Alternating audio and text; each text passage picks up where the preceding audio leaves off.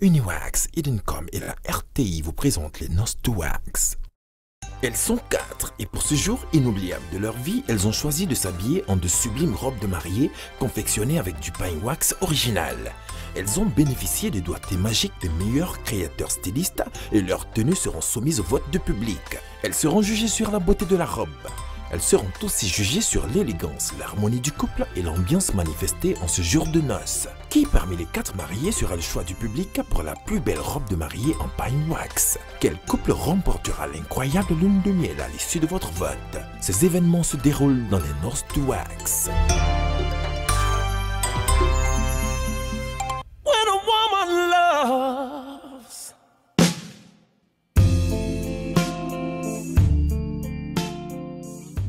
Mesdames et messieurs, bonsoir et bienvenue à votre émission Noces de Wax, saison 1. Aujourd'hui, nous allons vous replonger dans l'ambiance des noces de wax de vos candidates préférées, dans les potins, les à côté, la genèse, l'idée originale et surtout, qui parmi les 4 mariés remportera le prix de la plus belle robe de mariée en pine wax. Nous le saurons dans la suite de cette émission. Nous sommes en compagnie de Monsieur Marius Leroux, qui est le directeur de Edencom, producteur et concepteur des noces de wax. Il nous parlera du concept, de l'idée originale à la matérialisation, du parcours, des développements et prolongements pour la saison à venir. Monsieur Marius, bonsoir. Bonsoir, Pat. Nous sommes également en compagnie de Monsieur Éloi Sussou, styliste, modéliste, habilleur des plus belles femmes de Côte d'Ivoire. Il nous parlera également de son expérience avec les différentes candidates. Est-ce que cela a été facile et comment il a perçu cette émission? Éloi, bonsoir. Bonsoir. Alors, Monsieur Marius, d'où vous êtes venu l'idée de concevoir cette émission Noces de Wax? L'idée est venue d'une simple curiosité pour moi, un simple questionnement en fait. Je me suis posé la question un jour de savoir pourquoi est-ce qu'on avait toujours affaire à des robes blanches. Pourquoi est-ce que nos mariés, je dis ici en Afrique, s'habillaient toujours en robe blanche? Et donc j'ai fait quelques petites recherches et j'ai vu que j'ai conçu dans la tête qu'il était possible de mettre en exergue le pagne africain. Et alors de là est partie l'étincelle et j'ai Je suis sûre que les téléspectateurs se posent la même question que moi. Comment vous avez pu convaincre une mariée? Parce que tout à l'heure vous disiez que tout le monde aime s'habiller en robe blanche. Toute blanche. Mais aujourd'hui, comment vous avez pu convaincre ces mariés-là afin d'associer le pagne à leur tenue du plus grand jour de leur vie? C'est sûr que c'est parti d'abord de l'idée. Il faut penser la chose d'abord et passer à la matérialisation de l'idée. Mais j'avoue que ça n'a pas été aussi facile pour moi d'approcher une femme et de dire que je te propose de t'habiller le jour de ton mariage en pagne. C'est évident. Donc, j'ai conçu la chose, je me suis entouré des personnes qu'il fallait et il fallait partir sur le terrain pour essayer de voir si c'était possible à réaliser ou pas. Donc, je suis allé dans une mairie, la première mairie qui m'a reçu, je vais taire le nom. Et j'ai proposé le concept. J'ai demandé qu'on me donne une mariée, un couple qui allait se marier dans un temps précis que j'ai déterminé. Bon, tout de suite, ils n'ont pas adhéré. C'était un peu difficile pour eux de comprendre ça. Ils n'ont pas adhéré, mais il y a une dame qui était à cette mairie-là qui m'a appelé, qui m'a dit j'ai une petite sœur qui va se marier très bientôt. Je vais voir, je vais vous appeler. Si elle est d'accord, je vous donne son numéro et puis vous voyez. Et c'est de là que c'est parti, voilà. N'est-ce pas, n'est pas créateur qui veut, n'est pas habillé par un grand couturier qui veut également, pas par Éloi Sussou. Il parlait tout à l'heure de robe blanche. D'où est venue cette idée où tout le monde s'habille en robe blanche? Peut-être vous êtes dans le milieu de la mode, vous pouvez nous donner plus de détails sur cela? Oui, bon, après, l'idée que les mariés portent des robes blanches, déjà à la base, il faut dire que c'est les filles qui arrivent au mariage vierges qui sont normalement habilitées à porter des robes blanches. Aujourd'hui, les choses ont évolué. Voilà, aujourd'hui, les choses ont évolué. C'est devenu un effet de mode. Mais après, les robes ne sont pas que blanches. Hein. Elles sont par moments ivoires, elles sont parmes. Après, on rentre dans les couleurs. On descend quelquefois dans les couleurs sombres. Mais sinon, à la base, les robes blanches étaient destinées aux filles vierges. D'accord. Alors, pourquoi vous avez accepté de participer à une telle émission? En tant que créateur, il faut dire que c'est un nouveau challenge. C'est un nouveau challenge. Travailler en fait sur des robes de mariée à la base du pagne. ce serait quand même un autre effet de créativité de ma carrière en fait. Alors je me suis dit, mais pourquoi ne pas me lancer sur ce projet-là? Je dirais quand même qu'entre les concepteurs et les filles avec qui je dois travailler, il faut quand même qu'il y ait un esprit, une idée originale à la fin du travail que nous sommes en train de produire. Et je pense avoir été à la hauteur de ces tâches-là. Quand nous avons suivi l'émission, nous avons vu que la première candidate, elle portait une grossesse de 6 mois. Quelle a été votre réaction quand on vient tout de suite dans votre atelier, vous voyez une dame en grossesse qui doit porter une robe de mariée? Qu'est-ce qu'on se dit tout de suite? Ah, mais j'étais plutôt content, je veux dire, hein. Moi c'était vraiment en joie parce que voir une femme qui est enceinte, j'adore les femmes enceintes. Ouais, alors pour moi c'était quand même une joie. C'est vrai qu'en général on ne se marie pas quand on est enceinte, les femmes elles attendent d'accoucher, d'avoir un corps parfait avant d'arborer leur tenue pour se marier, mais je me dis quand même qu'il faut qu'elle sente qu'elle est belle autant qu'une femme qui n'est pas enceinte. Donc c'était un double challenge et je pense que vers la fin, elle était très contente et moi également.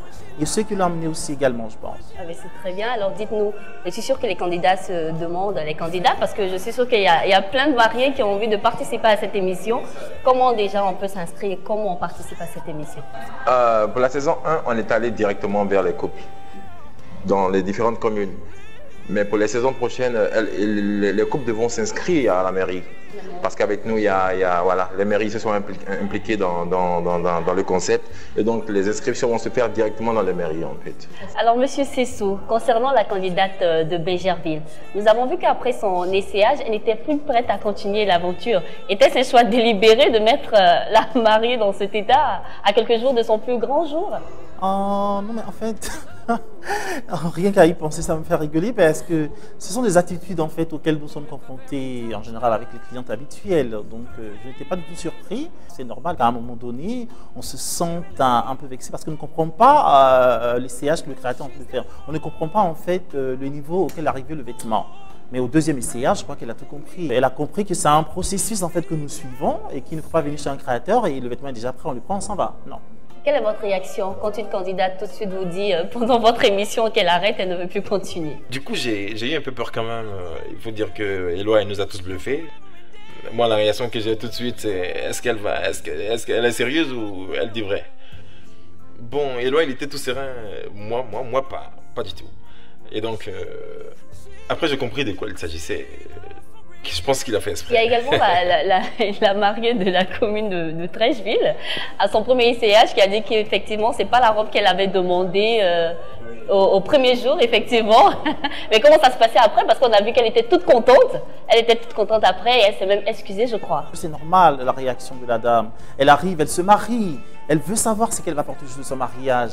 Elle veut, à la limite, avoir une photo, elle veut avoir une image. Elle veut un prototype déjà prêt de ce qu'elle veut. Quand elle ne l'a pas, c'est normal qu'elle soit inquiète. C'est une mariée, c'est une femme avec ses caprices. Donc, en fait, nous, en tant que créateurs, nous, en tant que homme masculin, on essaie quand même de la mettre dans un moule qui peut lui redonner, en fait, la confiance de la femme qui est venue nous voir, de la mariée, de la future mariée qui est venue nous voir. Et donc, c'est ce qu'on a essayé de faire. Elle a pris au départ sur des pincettes, mais vers la fin, je pense qu'elle était satisfaite. Également, la mariée on n'en finit pas avec les mariés qui ne sont pas convaincus au départ de leur robe et à la fin qui sont satisfaits.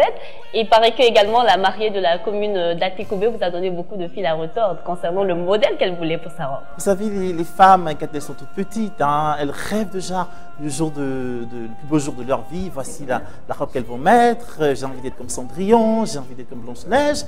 Et donc, celle-là, elle arrive, elle a sa robe. Bon, d'accord, vous voulez utiliser votre pagne, mais moi, voilà la robe que je veux. Mettez-moi un peu de pagne ici, mais il faut qu'elle comprenne qu'on a un canevas dans lequel il faut qu'on travaille, en fait. Donc, on essaie tout doucement de lui expliquer ça. Après, elle a sa corpulence. Elle a sa corpulence. C'est vrai qu'elle a rêvé à une certaine robe, mais il faut qu'elle soit présentable et belle à la fin. Donc, on essaie quand même de ne pas trop s'éloigner de son idée de base, mais en même temps, tout en rajoutant notre idée pour donner un ensemble qui sera éblouissant vers la fin. Ils ont contribué à faire de Noces de Wax l'émission culte d'ici et d'ailleurs. Écoutons-les.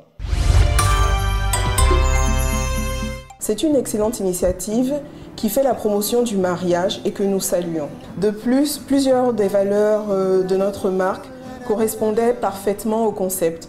Ce sont des valeurs comme l'élégance, la fiabilité et la joie de vivre africaine. Le créneau, il est bon. Après, de toute façon, il va falloir donc l'enrichir saison après saison. Et ça va être ça le gage donc, de la réussite de ce concept. Je trouve que c'est un très très beau concept, une très bonne idée qui va certainement donner des idées à d'autres femmes. La robe traditionnelle toute blanche, bon, on passera peut-être à autre chose. Vous venez peut-être de créer une tendance, qui sait? Nous sommes partenaires des Noces de Wax. Nous sommes satisfaits et nous comptons le demeurer pour les saisons à venir. Parce qu'avec Wax, qui est une régie publicitaire qui est spécialisée dans l'affichage publicitaire outdoor, on ne vous verra plus comme avant. Dès lors que ça peut encourager les femmes à s'intéresser à la mode, à la coiffure, nous continuerons de participer à l'émission. Nous leur souhaitons beaucoup de bonheur, beaucoup d'enfants, surtout des filles pour qu'elles puissent se tresser et s'embellir avec les mèches d'Arline. Vibe Radio est très satisfaite du partenariat et compte bien le poursuivre pour les éditions suivantes. Pourquoi pas? En tout cas, on est open. À tous ces couples donc, qui ont joué le jeu, on sera là aussi pour les récompenser. Comptez sur nous, comptez sur Life et puis à très bientôt. Nous adressons nos sincères félicitations aux couples qui ont participé à ces premières émissions et leur souhaitons tous nos vœux de bonheur. Suivez les noces de Wax avec Eurostar, Premium Limousine Service. Quartz avec les noces de Wax, on ne vous verra plus comme avant. Avec les mèches d'Arline, dites oui, www.darlineci.com. Vous suivez les noces de Wax avec Mistral Voyage, agence de voyage et de tourisme. Retour sur notre plateau, Monsieur Marius, que remporte le couple gagnant de cette première saison? Nous avons tout d'abord une nuitée dans un hôtel 5 étoiles que le couple gagne. C'est pour nous l'occasion de leur offrir une seconde lune de miel. Voilà. Ils ont une journée en limousine, de l'eau du sponsor, des pains wax, de l'eau de mèche, voilà, des smartphones, des tickets resto, voilà. Les votes sont terminés et dans quelques instants, nous saurons qui est le couple gagnant de la saison 1 de Noces de Wax. Monsieur Leroux, qu'est-ce que vous retenez de façon générale de cette émission et quel est l'avenir de Noces de Wax? Noces de Wax a un bel avenir, un avenir prometteur. Nous, à partir de la saison 1, nous avons eu beaucoup de choses à faire, beaucoup de développement. Et, nous nous sommes limités pour l'instant à Abidjan. On a pris 4 communes ici. On va prendre les autres communes. On pourra aller encore, pourquoi pas, à l'intérieur du pays. Et pourquoi pas, au-delà de la Côte d'Ivoire, partout où le pain est mis en exergue, pour faire la promotion du pain africain, de la culture africaine. Noces de Wax, c'est également le jeu des téléspectateurs et chaque semaine, des top votants sont sélectionnés dont le nom s'affiche au bas de votre écran. Ils remporteront des pagnes wax et également différents lots de nos différents partenaires. Quant à nous, ça a été un plaisir de vous présenter cette émission récap de la saison 1. Nous nous retrouverons certainement à la saison 2. Mais d'ici là, je vous laisse en compagnie de celle qui a remporté le prix de la plus belle robe de mariée en pagne wax.